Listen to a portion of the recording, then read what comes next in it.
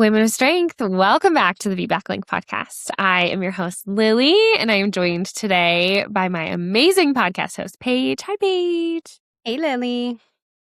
Friends, I said this, I think a couple episodes ago, but I need to stop using the word excited. I need to find I need a thesaurus for similar words. But today's guest is so special and so dear to me, and I cannot wait for you to hear from her.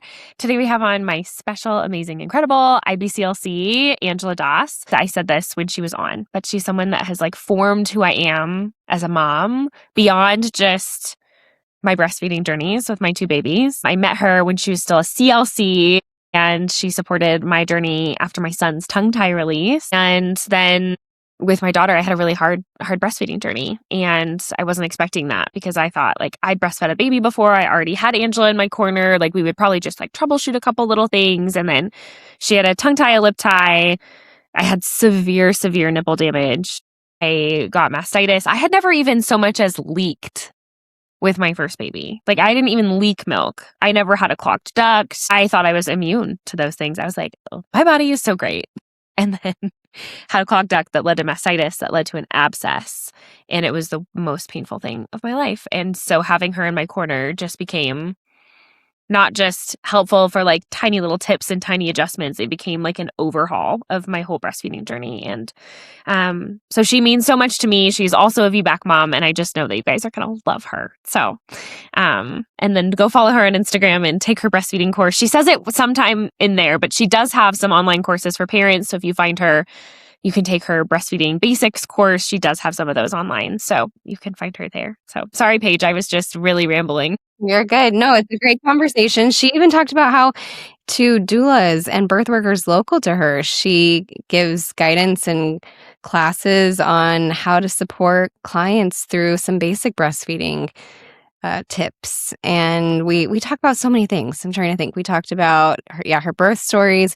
We talked about what happens if your birth goes a little differently and maybe there's some separation, how to keep your supply going and set yourself up for success. We talked about how many times should you stimulate the breast or feed your baby in 24 hours. What else? We talked about the difference between an IBCLC and a CLC and a breastfeeding specialist, and why those certifications matter, and what it looks like to have support from a lactation consultant, and so much. Truly, I feel like this episode is just full of really great information. And so I hope that you take away some fun facts from her VBAC stories and some really great breastfeeding advice. I think this is a really great place to start. And even though I am a doula who works in her area, who works closely with her, I refer most of my clients to Angela. I tell them if I'm your vibe, Angela Das will be your vibe. We vibe together. And she and I work very closely together, and I'll triage a patient and send her my client. But I even was that's something to keep in the back of my mind. Oh, I should say that's a great thing. So doulas, if you're listening, I think this is a great one too. So before we get into it, Paige has a Spotify, I think, comment that she found. She recently went down a rabbit hole of discovering these new things. So take it away, Paige. So sorry if y'all have been leaving comments on our Spotify episodes and we have not been responding, because now I've seen them all and I'm starting to respond. But I found one left 7 months ago from Danny N. Ward. She says, I am new to the VBAC link and found Vanessa's story so beautiful and empowering. There are moments that led me to tears and filled me with hope for my own upcoming HBAC. Thank you for sharing your story. And she left that comment on episode 408. So thank you for sharing. I'm so glad that you were touched by her story. And if you had your HBAC or if you had your baby, let us know how it went. Email us. Yeah, we want to know. Yeah, we want to know. Yes. So yes, you can leave us comments on episodes. You can leave us a comment on this episode and let us know what you thought. You can leave us reviews, ratings on Apple Podcasts, Spotify, podcast platforms. It helps people find our podcast. We love hearing from you. We love hearing what you want to hear, what you enjoy hearing. So leave us a review. Yes, and we read them clearly. So we love you, Women of Strength. All right. Well, we're going to do our little intro, and we will be back with Angela so soon. Buckle up. Hi, I'm Lily. And I'm Paige. Welcome to the VBAC Link podcast. We're moms and doulas who know firsthand that birth after cesarean isn't always straightforward. I'm a miscarriage and ectopic mom who went on to have a hospital water birth VBAC. And I've had 2 CBACs and a planned maternal-assisted cesarean. Our experiences may be different, but our mission is the same, to make birth after cesarean better. On this podcast, you'll hear powerful stories of VBACs, repeat cesareans, and CBACs from women around the world. We'll also bring in expert insight, practical tools, and encouragement to help you feel informed and supported as you plan your next birth.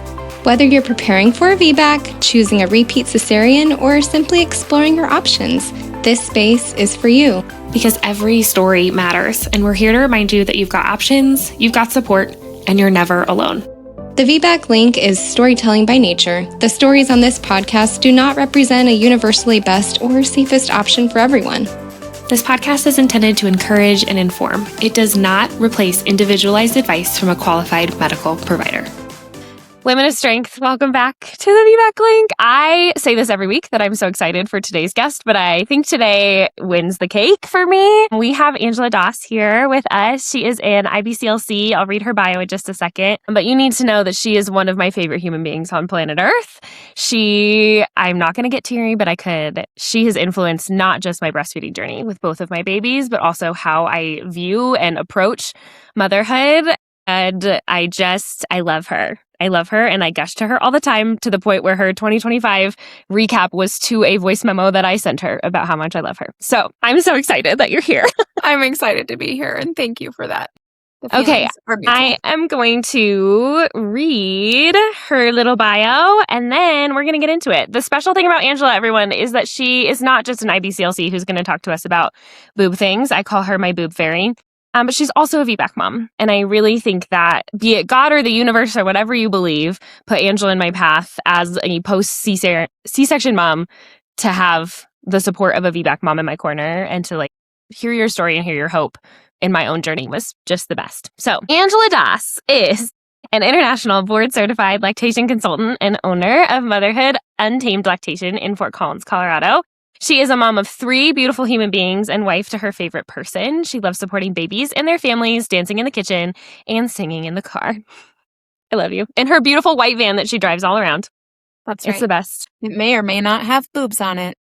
It's great. All right, friend. Well, I would love to just hear about your birth story first. Tell us about your first C-section. Tell us how old your kids are. And then tell us, your journey to VBAC. Okay. Well, thank you for all of that. Motherhood is something that just is deep, deep, deep in my passion. I love it so much. It's also one of the hardest things I've ever done, including when I was first trying to become a mom. I was growing this giant belly. I have a very, I feel stereotypical first birth experience story. I was measuring big. And so we always were doing more fundal measurements. And then he, chose not to show up on his due date. And I had hired a doula, done all these things to really have my birth go the way that I really hoped for this first baby. He's a rainbow baby. We'd had trouble getting pregnant. So I just really had it on lock that this was going to happen the way I wanted it to happen. Towards the end of my pregnancy, once I was past 40 weeks, I went in for my NSTs and he always did great, but he kept everyone, just the big theme was well, he's measuring big. Well, he's measuring big. Our growth ultrasound at 41 weeks was he's probably 8 pounds, 3 ounces. And I'm yeah, but you know that those could be plus or minus a pound, right? And so we ended up getting induced, literally a holiday weekend. And I have distinct memory of my OB saying, you're getting really close to 42 weeks and nothing good happens from here. And then she also was it's also a holiday weekend. So I have a Memorial Day baby, not every year, but we went in for an induction and started with side attack and wasn't really that cervical ripener was not doing a whole lot for this first time cervix that was like maybe a 1 and still high in posterior. And so we went through 2 rounds of that, and I got admitted into the hospital for this induction in the evening, which I learned was not maybe the right way to go about this. So we're so excited. We're like, we're going to have a baby. And I know my doula said it's going to take a long time. And the labor nurses that were amazing are like, you're a first time mom. This is going to be a process, like rest. But we did not sleep that night because we were excited. And then in the morning, nothing really had happened still. And so they gave me an Ambien at like 9 a.m. And that relaxing thing really, though, worked because then by 9:30, I was in labor. And I labored with him for, in the end, it was close to 36 hours. He always had a little bit of a rough heart trend. They didn't love it. They were always like moving me where you can't sit on the toilet. Baby doesn't like that.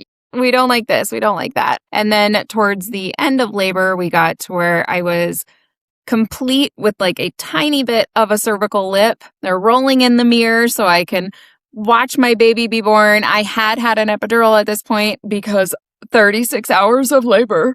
And his heart rate went down to, I think it was 62 and stayed. There was no popping back up. So the room got very busy all of a sudden. I did have a doula with me, and this was really where she was our shining light.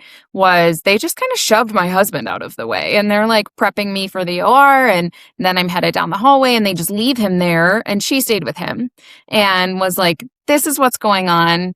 Here are these scrubs. We're going to go in here. And so by the time he was getting ready to be born, I just remember I remember the music in the operating room was loud, and my surgeon and her team were just talking. And I was so tired. Like I'd been awake for almost 2 days at this point. I was like delirious. I remember just looking at my anesthesiologist and telling her she was so beautiful, and I was so tired. And then my doula turned into my birth photographer. So I have amazing photos of my babe's birth. He came out with his hands up, like praising the world at the top of his lungs. And in the photos, he's like, then he's wrapped, and then he's cleaned, and then he's like brought to me in this like swaddle burrito, and he's like only at my chin, and he's sucking on my cheek, and my husband had him first. And there was a lot of separation, even though he was right with me, and even though I was healthy and safe, and we transitioned into the recovery room together. I always tell any parent I work with, when you have a baby, no matter how this baby's born, if you're talking to me prenatally, we're talking about breastfeeding. And time is weird and watery. So I have no idea when it was probably hours after he was born that we were actually like skin to skin and latching. So that was my like entry into mamahood. I remember going home and thinking, like, dang, I can't be sad about how this went because look at this beautiful baby I've always wanted. And there's so much truth to that, like, absolutely. But it took me probably, like, to be totally transparent, it took me years and a lot of working in the birth world to go, dang, I am that, like, stereotypical story. So then to lead to my VBAC, I had 2 successful VBACs. So I have 3 children, so 1 cesarean. My middle child, I was just really set on a vaginal birth. I really wanted that experience. I was still with an OB practice at that point, and they were not very encouraging. And this baby is when is she born? She's a 2018 baby. And they weren't very encouraging. They were like, well, you could try, but you never even went into labor on your own. And like, your firstborn was like 41. He ended up it was 41 and 7. And our induction started on day 41. And so there was just a lot of discouraging things. And so I fired them and I hired the midwives at that same clinic. And the first midwife I met basically told me the same thing. And I was like, hey, like me and PubMed are like this. So like there's this research study that talks about how like inductions at the 39th week have a higher likelihood of a successful vaginal birth. And I'd like to do that. And she was like, no, we won't do any form of induction on a Tolac. We won't. If you go into labor on your own, then great, we'll go for a trial of labor after cesarean. I can't even remember how many weeks pregnant I was at this point, but I was just like, okay. Well, I didn't feel heard. Like everything you just told me felt like your feelings instead of like facts and science and like my risk and why this didn't seem like the best idea.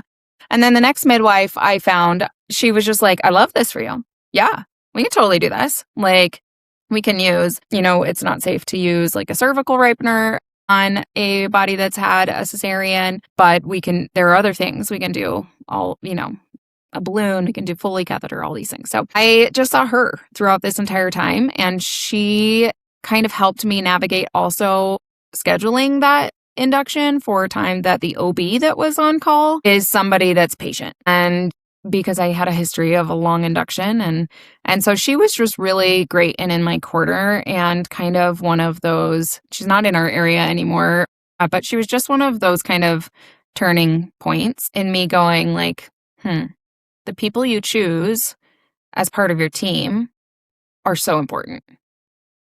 Like I thought because we had a doula the first time around that we would have like a voice, and that wasn't how it ended up. And I had more of a voice, just myself and my husband advocating for what we want. So we had a successful VBAC. We didn't know if she was going to be a boy or a girl. And my firstborn's a boy. And this little one is an IVF baby too. So a lot of our surprise was taken from us. And so we chose not to know. And I will always, always, always remember her birth. It was just one of those things that's like, I get teary just even thinking about it because she's 7 now and she's like the best thing in the world. But I remember my husband being like, it's a girl? I think it's a girl, babe. And the midwives were like, yeah, that's a girl, baby. And this is something we've talked about before too, though, is what doula care looks like then versus now, or what some doulas do versus what other doulas do. And so I think to your point of like, you don't have to have a doula to have a VBAC. That's not true. And doulas all come in all different shapes and sizes and forms, and so I think just as equal to interviewing a provider, like interview doulas and find the right fit for you, because that matters too, that you feel like they're the right human.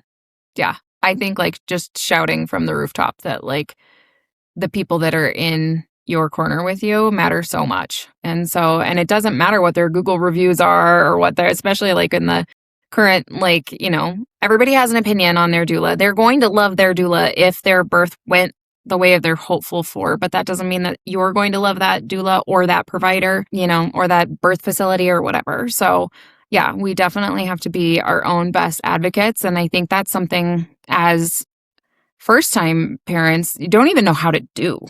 And so a lot of times, speaking to VBACs, like obviously this is a second time going into a birth experience and we know differently and have different kind of fire in our belly about it. So, and then we went on to have a third thing. What were some things that you noticed about your breastfeeding journey with your second? What were some first impressions? I don't know how different I would say. Well, that's not true. My first, I remember being like, everyone's like, well, your milk's going to come in. First of all, everyone that's listening to this, when you are having a baby, you have milk already in your body, starting at like 16 weeks of pregnancy. Okay. So our milk's not like magically coming in. We have milk when our baby is born. We have colostrum, right? But when that milk transitions to be more volume, that's when the internet's like milk coming in, right? And it can happen like breast fullness. You might really notice it. That's what I remember being different. Is after that really long induction and a lot of interpartum fluids, and then of course the cesarean and then recovery, I was so swollen. Like my feet could not fit in my like very worn out, very loose slippers when I got home. They were like elephant feet. And that swelling happens within your breast structure too. So when my milk came in, I just remember being like, my gosh, everything hurts. Like my boob is a bowling ball. It's bigger than my kid's head. Where did my nipple go? Because as my breast got bigger, the nipple got shorter and it was harder to latch. And it was like, so I do remember that initial piece was like shockingly hard. And I was like, oh, dang, this is why like everyone talks about this piece of learning how to breastfeed. And then with my VBAC, that was different. That was, some of that was I had successfully breastfed a baby before. So I had some learned skill set and confidence, but I also was pretty particular about the amount of fluids I really wanted with that labor with Gabrielle. And I had an IV access, but not until like throughout the induction portion until I was close to wanting my epidural. I didn't have fluids. And then we were able to discontinue them faster than we were able when I was recovering from a cesarean. And my milk coming in was different. It was like not as like, my gosh, this is so painful. So that's a big difference too. Yeah, for sure. So then with your third VBAC, did you stay with the same provider or get as much resistance? I stayed with the same group. Sorry. Third baby, second VBAC. Third babe, second VBAC. I stayed with the same group. I stayed with midwifery care. And because it had worked in many ways so well, I was like, well, this is our recipe, like 39-week induction. Here we go. And so my midwife, love her so much. Shout out to Eva. Big hugs. She was like, okay, great. Well, so we did a few things differently. I checked in the morning and not at night. I did that same thing with Gabby, and literally this one was way different. She went to go like attempt to set the Foley catheter and instantly I went to a 4. She was like, okay, well, we don't need that. Just start a little bit of pit. And so we did like, it was different with him. I think I knew more. I understood what,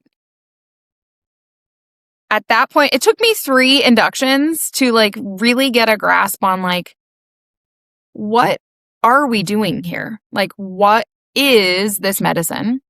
What is it trying to do with my body?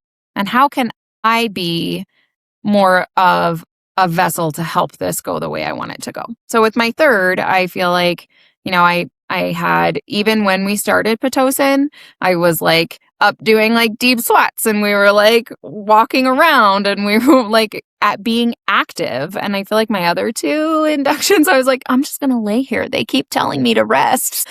I'm just going to lay here. So that was just vastly different for that portion of birth. And that a lot comes down to experience and just knowing a little bit more. And I think too, like now we have so much like different research approaches, because I think the study that you're referring to with the 39-week induction is the ARRIVE trial, which actually doesn't talk about VBAC. It talks about like some pieces being more like less likely to lead to a cesarean, right, at 39 weeks. Right. And now we look back at research and there's like some more modern studies that say like maybe it's mixed or maybe like there isn't. So I think what we just like boil it down to is like there's not a universally best choice. And what I love about your story is that like you made the choice that was best for you in the moment and that like brought your babies and you found the provider that was like supportive for you. And is it going to be the right story for everybody to have a 39-week induction for their VBAC? No, but it was right for you. And I think that is so important to share, because there's not a universally like, well, I went to 41 weeks my first time, and so I'm just going to push on through and wait it out. And you don't have to if that's not what you feel safe and comfortable with, Yeah.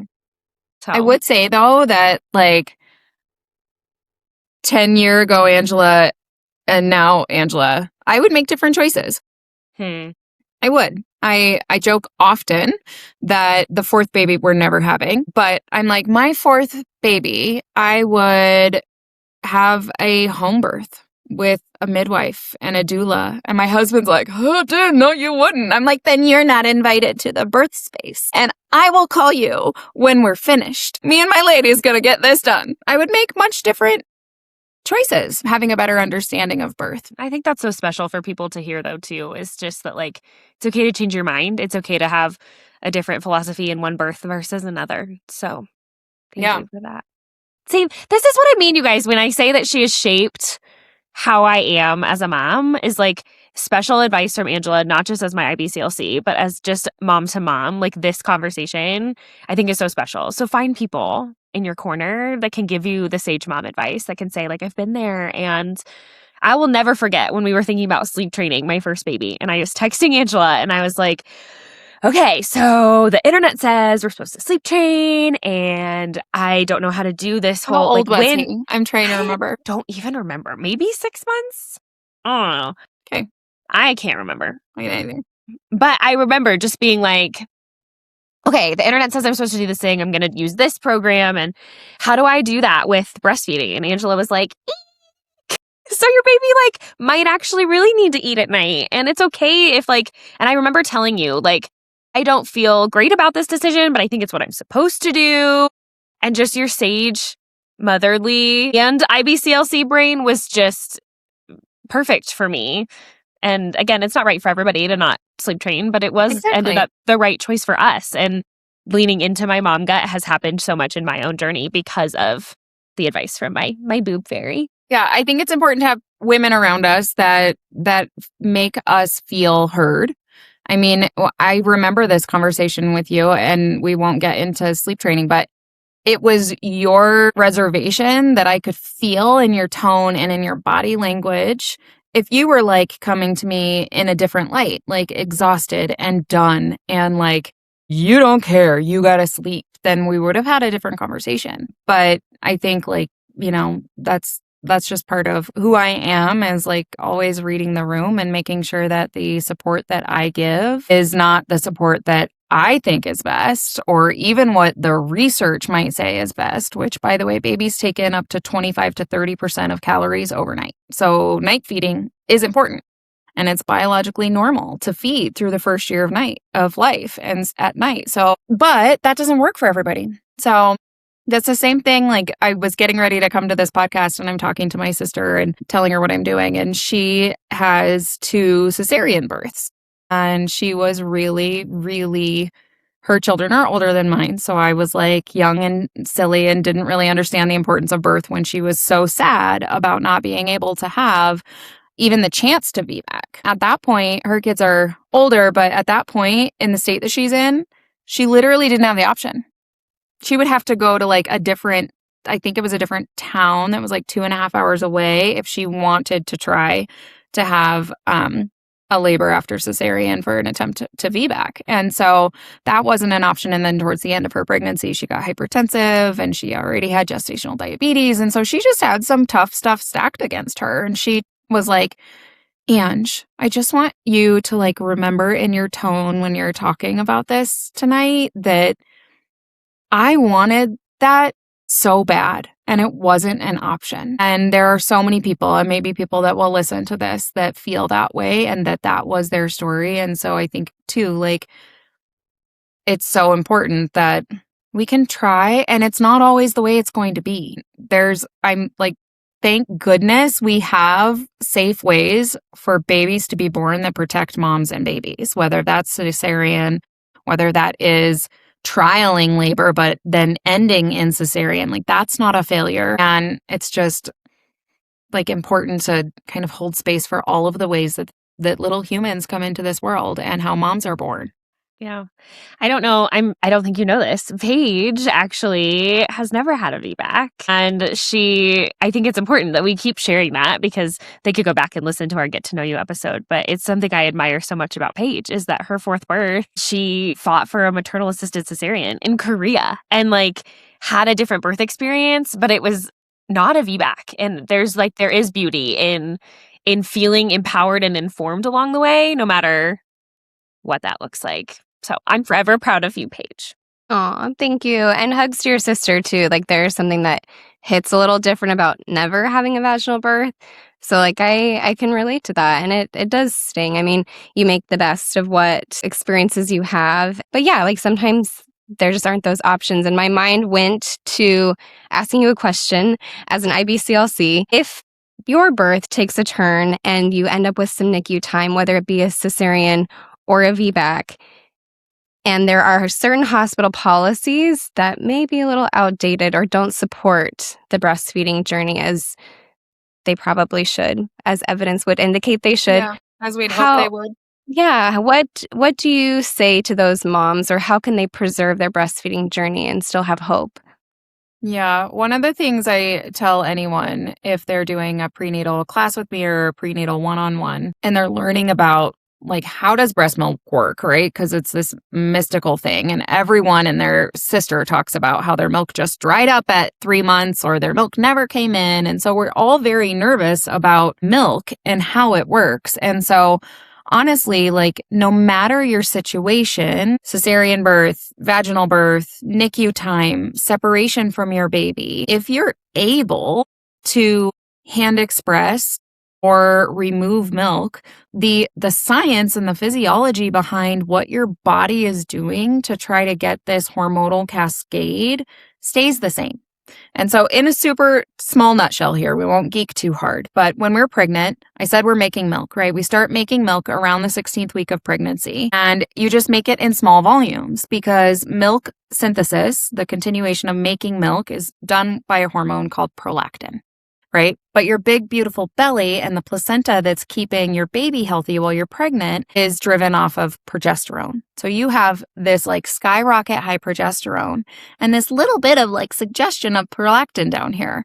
And they're antagonists. They don't get along. And so when your pregnancy is going strong and you've got progesterone like crazy on board, prolactin can't skyrocket. So I tell people that thing first, like all the hand expression before you have your baby, you cannot bring in your milk production until you've birthed your baby and your placenta has birthed afterwards, right? That's the last stage of labor. And when that happens, all of these progesterone receptor sites in our body that were full of progesterone are now empty. And you have a time-sensitive opportunity to increase prolactin. And so it doesn't matter what happened during birth, or if your baby's with you, or if you have a super sleepy baby, maybe you have a late preterm infant, or definitely when we have NICU and we have separation, it's all about early milk removal, early and frequent milk removal, ideally within the first hour of life. And that doesn't have to be this fuzzy, beautiful golden hour. It just needs to be, are we coherent enough? Do we have a doula with us? Is our partner with us here on our breastfeeding hopes? And we're all in the same mindset, because you don't have to be the one that's doing hand expression. You can have someone trusted, your partner, your doula, help you with hand expression. Wonderful nurses help you with hand expression. It's really just about getting that hormonal cascade going that's telling our body that the baby is here. Baby's here and it's time to feed the baby. And the way we give that signal is by removing milk, even the tiniest volumes. You know, when you're like, oh my gosh, well, it's just a bead. Yeah. You might not be able to like even feed that to your baby. That's why I often say hand expression in those definitely in the first hours, definitely probably in the first day. Hand expression is better. Just go right into a spoon. It doesn't need to be fancy, but if you try to pump, colostrum is thick, like almost like a motor oil. And so if you try to pump, it's super small volume and it's designed to be small volume, and you're going to lose it. Like, you're going to lose the literal liquid gold. It is a golden color, and that is why we call it liquid gold. It's super high in beta carotene and a lot of like immune boosting. It's kind of your baby's first vaccine. So just doing hand expression and it ideally every 2 to 3 hours, both sides. And just getting that body understanding that like we were this huge progesterone beast with our beautiful pregnancy. And now we're trying to like flip the pendulum to where all of those receptor sites within our body are now full of prolactin so we can make milk. So about how long would you say you said both sides, about every 2-3 hours? Every 2-3 hours, you know, if all of you got is 5 minutes because you're healing and you are not well yourself, give it your best shot. If all you've got is 5, that's fine. If you can do 10 to 15, I'm going to hug you and give you a gold star. But maybe not every time is going to be 10 to 15, right? Because we're healing. But we need to do that, at least 8 times in 24 hours, starting from the first hours after birth. Yeah. The 8 times in 24 hours is something that was so helpful for me to just always have in the back of my mind of like, I'm maintaining my supply 8 times 24 hours. And that was great in my brain.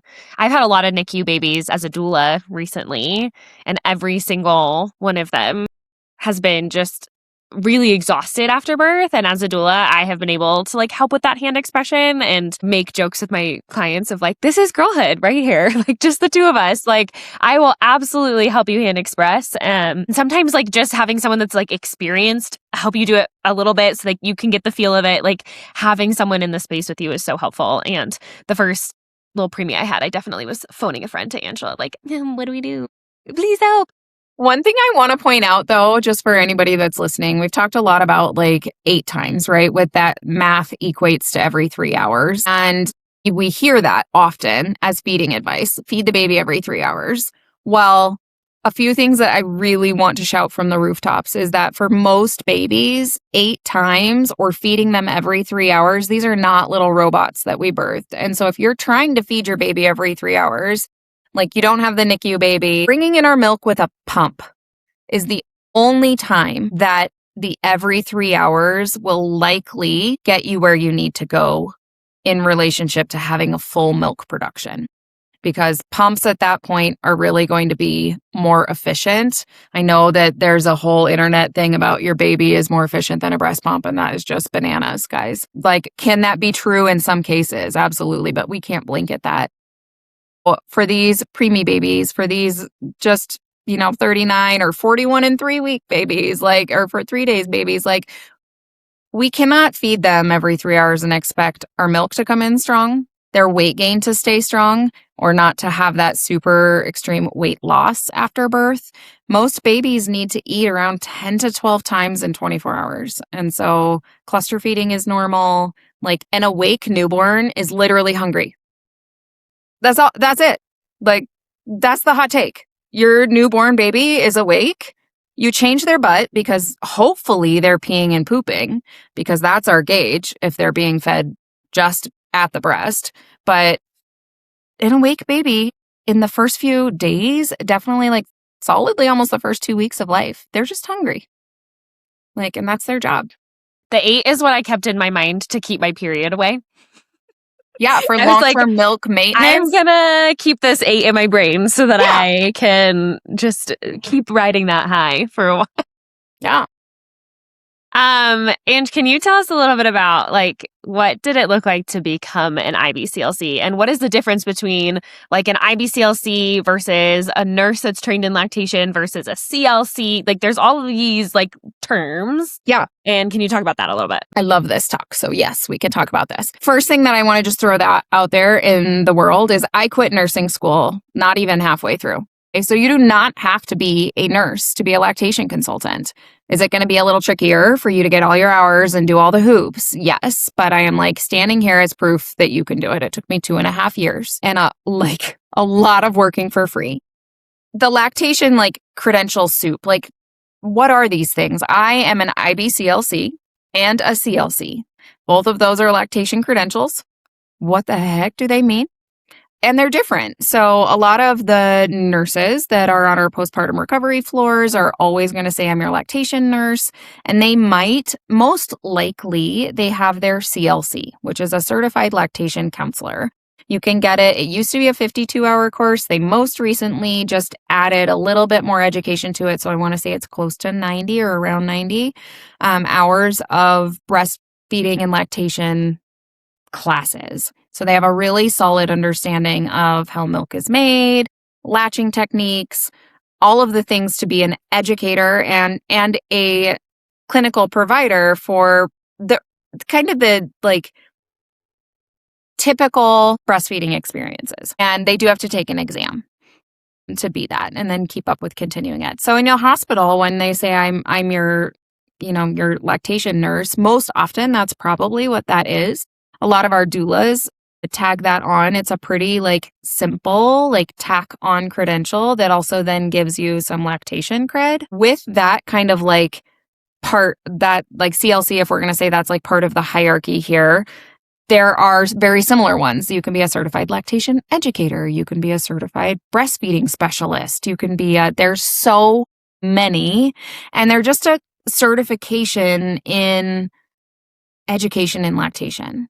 And not all of them have exams. I think the CLC might be one of the onlys, but I'm not positive because I haven't navigated that. But that gets really confusing to parents because then an IBCLC, which stands for International Board Certified Lactation Consultant, is the top tier. Like that is, we have, yes, a similar amount of lactation specific hours. We have 95 hours of lactation specific education, but then we also are required to have 14 collegiate level health science classes. So we have anatomy and physiology, medical terminology. We have all of these biology. I can't remember all of them. I think I blacked them out. But we have a different level of education. But then also, and I think the biggest thing to point out is that we have to have hands-on clinical experience with families.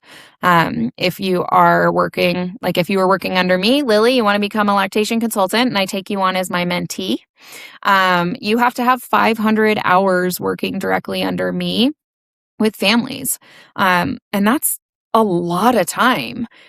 I did a different pathway. They call them pathways. And I was a La Leche League leader. I had my CLC and I had actually started Motherhood Untamed. I started as a CLC. And so I want to make it very clear that none of this talking about the hierarchy or that an IBCLC is the top tier is throwing any shade to anybody that is serving families in breastfeeding support with whatever letters behind your name. But I started my clinic as a CLC. I was a La Leche League leader and I had my hours that I worked in my clinic observed by a midwifery group. And I also paid an IBCLC that was in the area not to be my mentor because she didn't have the space for that. And that is a big roadblock to becoming a lactation consultant. That is a problem within our industry. The gatekeeping, the concern over if I teach you, then you're going to take my business. There's so much room for all of us at the table, but that's a problem getting the mentorship. And so people do end up going the pathway that I do, where you're volunteering maybe with La Leche League or with WIC, and you need 1,000 clinical hours. 1,000. And I said it took me 2.5 years, and that was working my tail feathers off and finding any angle and any time and any way to get hands-on experience. And I did. I paid a lactation consultant, armchair coach my tricky cases, ones that I'm I'm going to pay you this much money an hour. This was what happened. This is what I said to do. What do you think? And so, but that's kind of like a long story short about what the lactation credentials can be and what they mean. An IBCLC is the only one really allowed to call ourselves a lactation consultant. Everybody else can be like a breastfeeding counselor, a lactation counselor, but to be a lactation consultant, that is to be an IBCLC. And CLC can be in network with some Medicaids and some, I think, TRICARE. But for the most part, we IBCLCs are the ones that are accepting your insurance policies and really working in part of the medical team. I have pediatricians' phone numbers and same with midwives, and really feel like I'm part of your medical team. I charting is going to be the end of me, but I do it. And can you talk about okay, so my baby is refusing a bottle, or they're my latch is painful. What all can you as a lactation consultant help a mama achieve or walk through? I'm going to tell you what Angela Doss IBCLC can do, because the other thing that I'd really like to point out that, again, we do a discredit to the lactation industry and profession is that I can have the same letters behind my name. And if Paige, if you were a lactation consultant, you have the same letters, and we have vastly different skill sets. We have the same fundamental training, which is frankly too generic and too basic. And then it's up to us from there to build our skills. And so Angela Doss IBCLC is highly trained in oral function. So everyone hears that, and I think we hear, oh my gosh, lip and tongue ties, which yes, sometimes that is what we're supporting, but it's really about how a baby uses their lips, tongue, and cheeks to feed. So that plays into bottle mechanics. You have a bottle refusing baby, almost always, like tiny humans are not able to manipulate us. Their brain is not developed enough to have the ability to manipulate. So it's not like they're being stubborn by not taking a pacifier. It's not like they're only using your boob to be a pacifier, which, by the way, pacifiers were modeled after boobs and not the other way around. But I can handle all of those things because most of the time it comes down to like, how can we help your baby? What are they struggling with? What's their range of motion like? What's their tone of their tongue and their cheeks? Like, what is this like? What shape of bottle are you using? Because all of the ones that are out there that everyone talks about, Komotomo, and all of those that really look like a boob are awful for babies, especially if they're breastfeeding babies. And that being said, if you're using a bottle that I just talked about and it's working for your family, great. But if you're struggling, so, there's so much more as lactation consultants. We are literally from prenatal education and learning about how milk works through first latches and just like pivoting how you feed your baby, literally how you hold your baby, all the way through to the tricky things like my baby won't latch. I cannot get them to latch at the breast, or my baby can't have a bottle. We navigate food intolerances with babies, which that's a whole other thing on the internet. People always want to tell moms to get rid of gluten and dairy and soy, and sometimes that's needed, but hot dang, please get somebody in your corner that really has an understanding before you make your diet even harder for yourself in postpartum. And so we can do so much. Introducing solid foods, obviously weaning. I really feel like we should support weaning more than we do. It should be like how we support starting breastfeeding because it's a big deal. Just like walking that whole journey with them. Yeah. I love that. So I know you touched on prenatal, and a lot of our community, most of our community, we also talked about having a birth experience go one way and then the second time looking for something different. So in a lot of cases, that breastfeeding journey is included as well. So if somebody listening wants a different breastfeeding journey and they didn't have access to an IBCLC or didn't even know what that was beforehand, and now they're listening to this and they're like, how can I find one? What can I do prenatally? How many times should I meet prenatally to really be prepared? And then what does that look like to be proactive postpartum, or do I just wait till I have a problem? Can you kind of dive into that? I think like the biggest gift any of us can give ourselves is to be prepared. And I hear almost always from people, they're like, man, I prepared so much for my birth. Listen to the VBAC link. I hired Lily. I did all these things, but I didn't prepare to feed this baby. And you have a lot of support through your birth, and that's beautiful. And then they send you home and they're like, feed your baby. Hopefully they don't tell you every 3 hours, but you have to feed your baby 8 to 10 to 12 to 987 times in a day. So I would hope that people, if you had a tricky breastfeeding experience the first time and you're hoping for a redemption story, I would look for a lactation consultant to meet with prenatally. I would take breastfeeding education, and I probably wouldn't take it from a corporate group. I would find a lactation consultant that has breastfeeding. I'll plug ours. We've got an online, you can sit in your sweatpants and listen to me talk to you about why breastfeeding works the way it does and how to pivot tricky things and how to look out for tricky things. And honestly, education is the leading indicator of success because it increases our confidence. And it is the parents' confidence that really is kind of what drives the needle on how things are going to go. And so prenatal education, learn how your body makes milk. There might be light bulb moments that you're like, oh, I had no idea I was supposed to be removing milk that often or that soon. And maybe it's just that you're like, oh, I already know it's going to be different.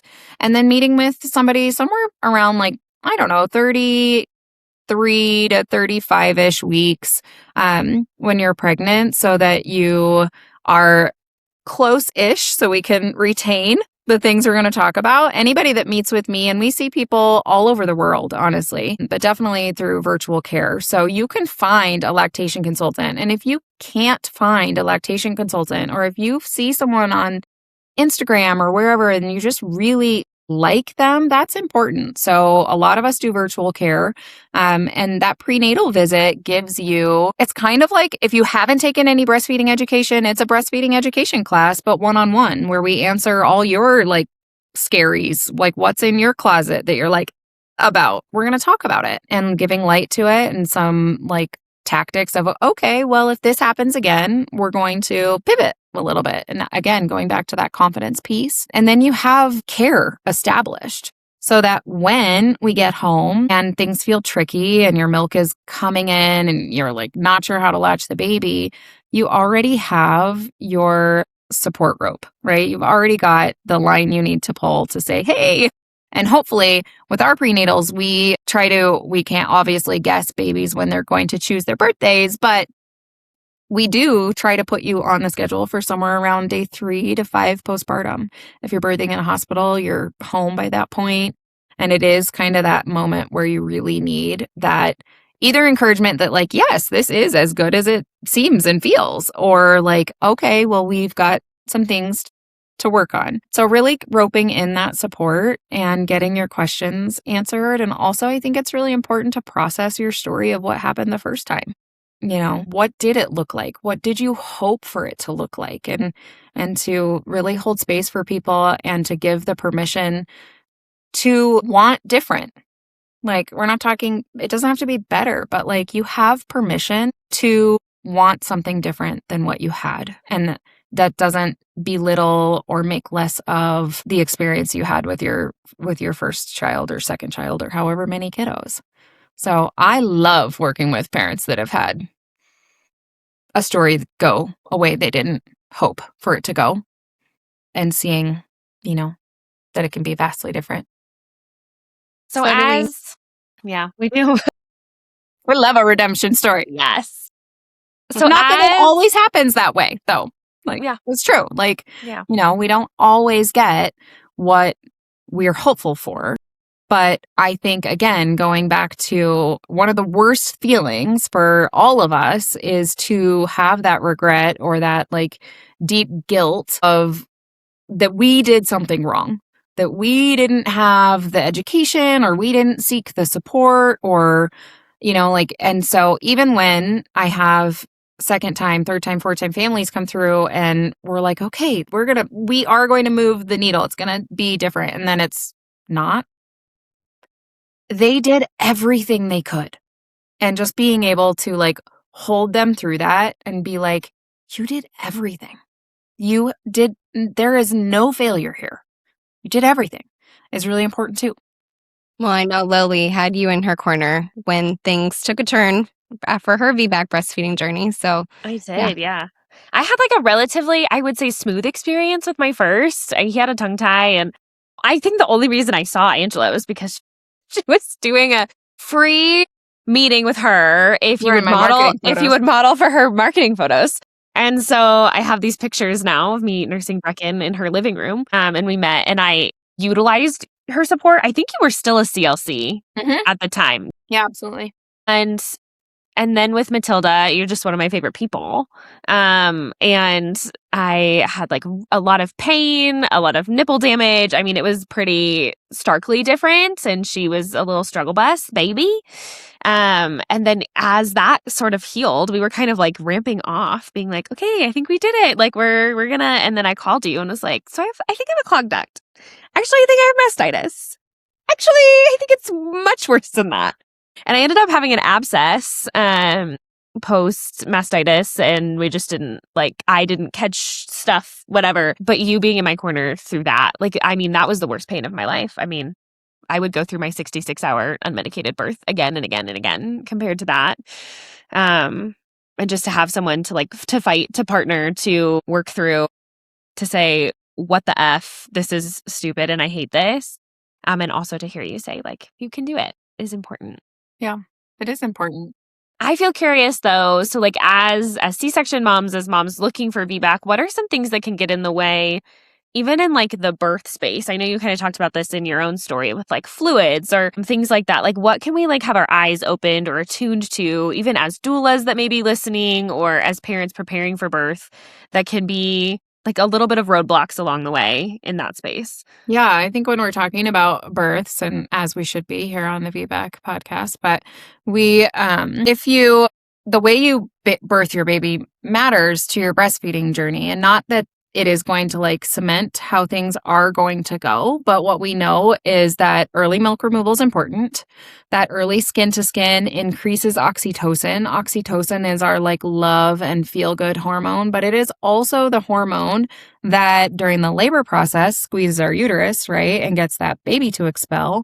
But then afterwards, oxytocin is what squeezes our milk ducts, which you could imagine like little grapes within your breast structure, squeezes those little grapes and ejects milk.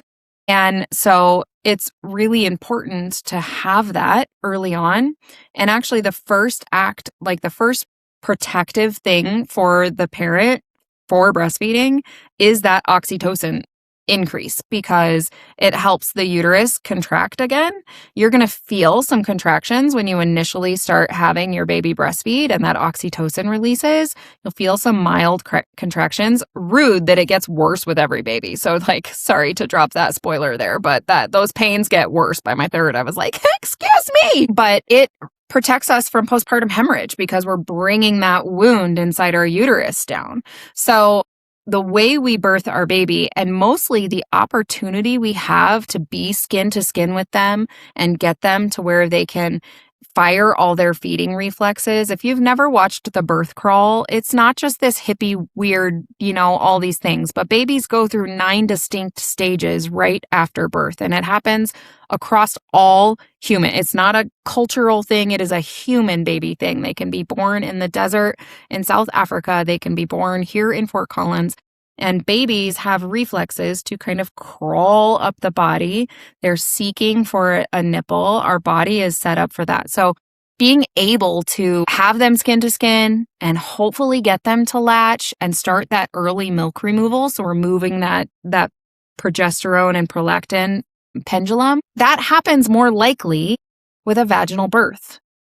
It's less likely that we're going to be separated from our babies. And so that is a piece that is important for how we are able to birth our babies. And so it's why, one of the many reasons why we really should be supporting VBACs, because it allows for this. In an operating room, they're getting better, and I can't speak to everybody, but they're getting to where we can have clear drapes so we can see our babies being born. Like Paige, you got to advocate for a maternal assisted cesarean. Like things like these things are going on. We're doing skin to skin in the OR. But we have to think about too, like there's a surgical site going on down here. And so babies are going to be like draped across here, which doesn't encourage their feeding reflexes, because that crawl is firing your baby's nervous system to go, oh, hot dang, I'm not a merbaby anymore, and I have to find my food. And so it's just vastly different. And in a cesarean, our risk of being separated from our baby is higher, right? Things can go south. And we might be separated from our baby, or our baby might have had a really rough delivery. Maybe we have meconium aspiration, so things like that can send our baby to needing NICU support, and then there's separation there too. So I think like that's through my like breastfeeding boob fairy to coin Lily lens is why birth is so important, is that like and not the golden hour of like, oh, I just want this. Yes, we all want that, but like the physiological things and the hormonal cascades that are happening within our body and within our babies' bodies that can be kind of hijacked when we have experiences like separation at birth. Paige, I'm curious to know, what did it look like for you with your MAC, having skin to skin in the OR? You had like a Lotus birth, those types of things. That's How amazing. did that look different than your other C-section experiences? Well, my first was a NICU baby, and then my second, I was under general anesthesia, and then my third, I was present but very out of it. So this was the first time that I did feel fully present and was able to really, really remember and feel like I was a participant in that first latch. And yeah, like in that moment right after birth. So it felt really natural. I think it was the first time it felt natural in a way that it was supposed to, if that makes sense. I mean, but it was still a surgical setting, so it still wasn't like the ideal, and I acknowledge that. And I think physiological birth still, in my mind, a physiological, aka vaginal birth, is still my gold standard. Like, that's still what I think we should aspire towards, but that's not the reality for everybody. Like you just said, it's possible to have induction, a VBAC with induction. It's possible to have VBAC with epidural and still have those physiological aspects, like get as close to that as we can, regardless of what the birth outcome looks like. So yeah, that sounds beautiful, honestly. And just like how wildly different, just like me sharing my 3 births, your 4 births are so different. I think that there is no shaming. It's not a shaming statement to say that physiological birth is the gold standard. It's not a shaming statement to say that human babies are meant to be fed human milk. It is like, but that can be the gold standard, and then we can work around what the world and reality offers us and meet people where they're at. Exactly. So Angela, how can people find you if they're wanting to schedule a consult with you? You can. I am noisy over on my Instagram. I am too old for TikTok, so don't try to find me there. I think there is one, but I'm never there. So I'm on Instagram at Motherhood Untamed Lactation. You can find us on our website, just motherhooduntamed.com. And that'll get you to where, like, if you want to look at what insurance we accept, and our booking link is right there. It is me and my other IBCLC. Her name is Chelsea. She's fantastic. And so you can see all of your scheduling options right at the click of the button, even 3:00 in the morning. Amazing. Okay. I love you. And I love you. Just feel Paige, like it was wonderful to be here with you. You're my favorite person in the whole world. It's like truly, truly. I feel like women of strength, every single person deserves to have someone in their corner like Angela does. And I feel like I had the like gold standard, if we're going to call it that, of support with you, with my midwife in my own journeys. But here I go, could cry again. I think that the work that you do is life-changing. So I love you. Thank you. Just out here changing the world, one little family at a time. Yes. So thank you for being with us. Thank you. And thank you for the work that you do. Thank you for having me on this podcast. Would you like to be a guest on the podcast? Head over to thevbaclink.com/share to submit your story. For information on all things VBAC, including online and in-person VBAC classes, the VBAC blog, the worldwide database for VBAC doulas, and more, head over to thevbaclink.com. Congratulations on starting your journey of learning and discovery with the VBAC Link.